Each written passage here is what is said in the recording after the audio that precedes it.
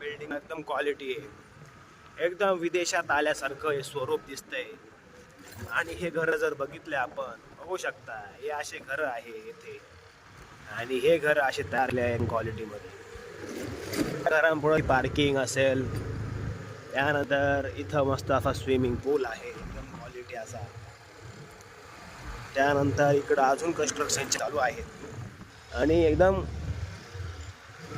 सांगायची गोष्ट एकच, पुणे डेव्हलप होत आहे पण ते एकदम विद्यार्थ्यासारखं एकदम क्वालिटी असेल. बघूया आता हे कसं आहे काय आहे.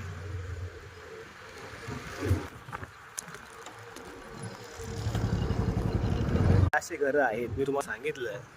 तर अंदाजे हे जे काही रो हाऊस आहेत, म्हणजे या रो हाऊसची जर किंमत आपण बघितली तर अंदाजे एका रो हाऊसची किंमत म्हणजे 3 BHK जवळजवळ.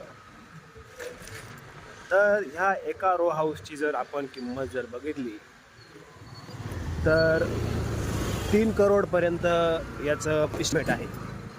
म्हणजे एक जे काही घर आहे ते तुम्हाला 3 करोडपर्यंत भेट. त्याच्यामध्ये 3 BHK, 5 व्यवस्था. त्याच्यानंतर मी तुम्हाला सांगितलं की या ठिकाणी स्विमिंग देखील आहे आणि अजून काही काही ठिकाणी काम चालू आहे. या सेक्टर टाईपमध्ये या घरांच्या